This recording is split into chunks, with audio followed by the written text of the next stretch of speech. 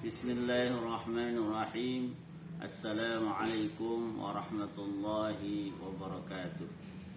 Alhamdulillah, wassalatu wassalamu ala rasulillah wa ba'du.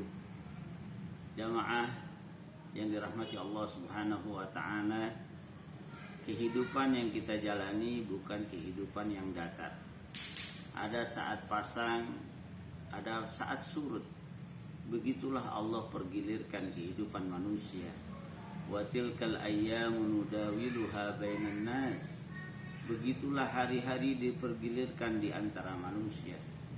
Namun yang pasti Allah Subhanahu wa taala sudah menjamin tidak akan ada beban di luar kemampuan kita manusia. Surat Al-Baqarah 286. La yukallifullahu nafsan illa wus'aha. Allah sudah mengukur. Tidak akan ada seseorang yang Allah berikan beban, ujian, musibah di luar kemampuannya. Dan Allah juga sudah mencontohkan para nabi dan rasul, mereka adalah sekelompok manusia pilihan yang ujian hidupnya paling berat dalam kehidupan ini. Disebutkan dalam hadis riwayat Imam Tirmidzi, asyaddun nasi bala'an al-anbiya, orang yang paling berat ujiannya adalah para nabi. Nah, bagaimana para nabi dan rasul keluar dari ujian-ujian yang berat itu? Di antara yang mereka lakukan, dan itu diabadikan banyak di dalam kisah-kisah mereka dalam Al-Quran, adalah mereka berdoa dan bermunajat kepada Allah Subhanahu wa ta'ala. Lihat kisah Nabi Ibrahim alaihissalam. Ketika Nabi Ibrahim diperintahkan oleh Allah memindahkan anak dan istrinya dari Palestina ke kota Mekah, jaraknya 1.200 kilo lebih. Tapi kemudian sampai di sana ternyata Mekah bukan tempat seperti yang didambakan. Mungkin kalau kita dipindahkan ke tempat seperti itu kita akan berpikir ulang. Tapi Nabi Ibrahim taat kepada Allah Subhanahu wa taala.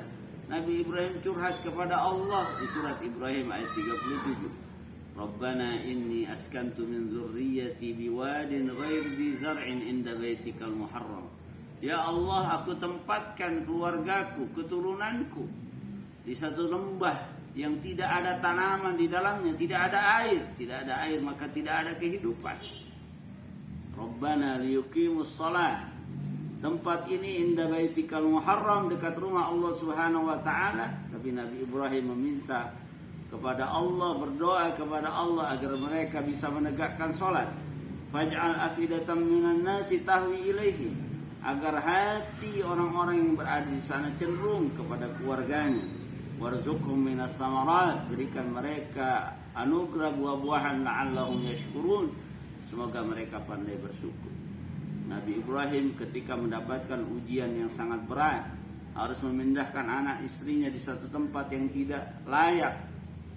Menurut ukuran logika manusia tidak mungkin, tapi Nabi Ibrahim melakukannya dan diiringi dengan doa dan munajat kepada Allah.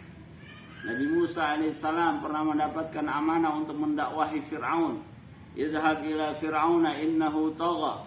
Pergilah kepada Fir'aun, dakwahkan dia, karena sesungguhnya Fir'aun adalah orang yang sesat, orang yang keliru jalan hidupnya. Kemudian Nabi Musa alaihissalam tidak meminta kepada Allah untuk tidak melakukan tugas itu, tidak meminta kepada Allah ujian itu dihilangkan, karena memang sosok Fir'aun adalah sosok raja yang sangat kejam, yang berani mengatakan setiap bayi laki-laki lahir harus dibunuh. Tapi Nabi Musa alaihissalam diabadikan doanya oleh Allah. Rabbi syrah li sadri wa yassir li amri wahlul 'uqdatam min lisani yafqahu qawli. Ya Allah, lapangkan dadaku, mudahkan segala urusanku, hilangkan keluhku dari lisan agar bisa menyampaikan kalimat yang bisa dipahami orang lain. Begitulah jamaah yang dirahmati Allah SWT. Nah, di dalam rangkaian ibadah Ramadan ini, di surat Al-Baqarah 186, Allah memberikan pesan agar kita orang-orang yang beriman banyak berdoa, bermunajat, karena bulan Ramadan adalah bulan puncak ibadah kita. Spiritual kita meningkat. Allah berfirman, wa idza sa'alaka 'ibadi 'anni fa inni qarib. Apabila hambaku bertanya kepada engkau wahai Rasulullah, jawablah inni qarib, Allah begitu dekat. Allah dekat dengan kita, Allah tahu apa urusan kita. Doa para nabi dan rasul mungkin tidak didengar oleh manusia, tapi Allah Maha mendengar. Bahkan Allah abadikan dalam Al-Quran sehingga umat Rasulullah tahu semua doa dan munajat para nabi dan rasul dipanjatkan. Tapi Allah meminta, hendaknya mereka berdoa kepadaku idza da'ani, tapi ada syaratnya, falyastajibuli, mereka penuhi dulu kewajiban kepadaku, kata Allah. Salatnya dikerjakan, puasanya dilakukan, zakatnya dibayarkan, begitu juga ibadah-ibadah kewajiban yang lainnya. Wal yu'minu bi, hendaklah mereka beriman kepadaku, la'allahum yarsyudun, agar mereka mendapatkan petunjuk. Bulan Ramadan adalah bulan doa dan munajat.